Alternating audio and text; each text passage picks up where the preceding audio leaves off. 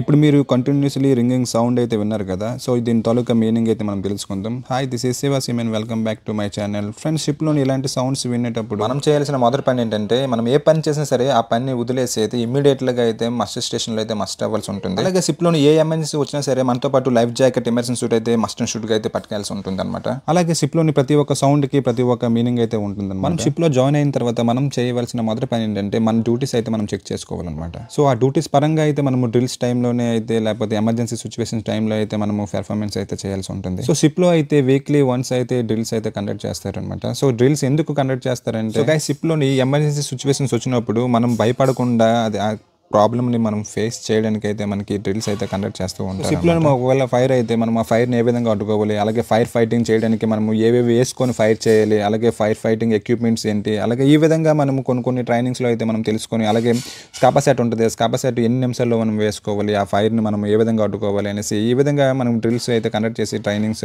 ఇలాగా ఇస్తూ ఉంటారు అనమాట. సో గైస్, ఇలాంటి మరెన్నో ఇంట్రెస్టింగ్ వీడియోస్ కోసం ప్లీజ్ డూ ఫాలో శివ సిమెన్. Thank you, bye bye.